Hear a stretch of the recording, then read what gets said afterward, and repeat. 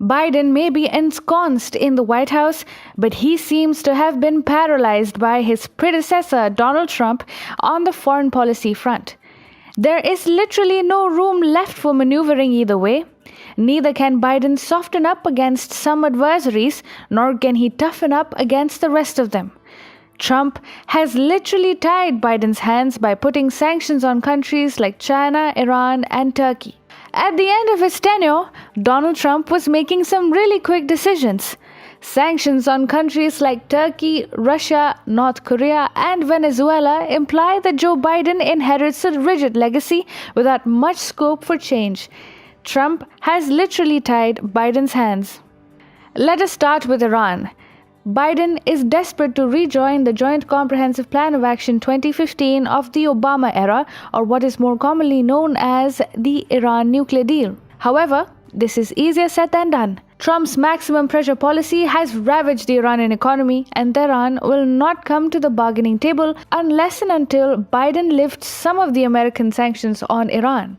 For Biden, lifting sanctions on Iran could be an unimaginable political risk. It is well known that Iran does not take nuclear deal obligations seriously. As such, lifting sanctions and rejoining the Iran nuclear deal would tantamount to gifting Iran a nuclear bomb. Biden is thus stuck on the Iran front.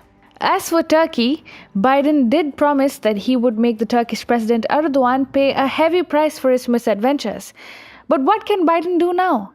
Right at the twilight of his term, Trump imposed sanctions on Ankara. Trump weaponized the fact that Ankara had purchased the Russian S-400 air defense systems.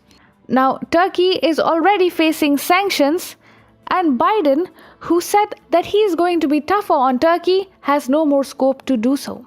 If Biden goes soft on Turkey, he will end up contradicting himself in a rather unpleasant manner since he promised to act tough on Ankara. On the other hand, US-Turkey ties are already bruised, and there is nothing that Biden can practically do to worsen them and claim that he punished an American enemy. Even apart from West Asia, Trump has left little scope for Biden to get innovative.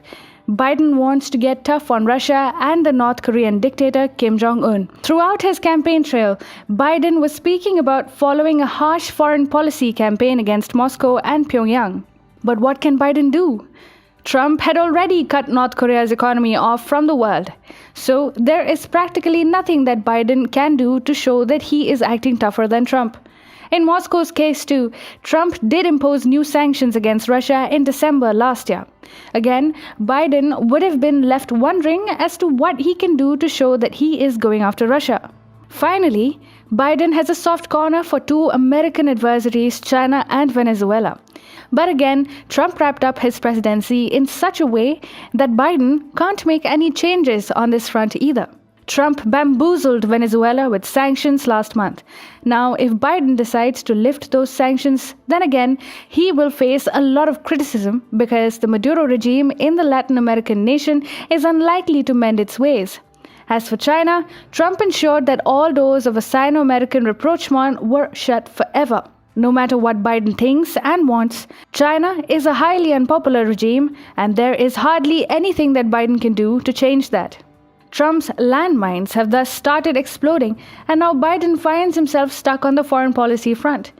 From here on, the Biden administration might as well have to run in autopilot as far as diplomacy is concerned.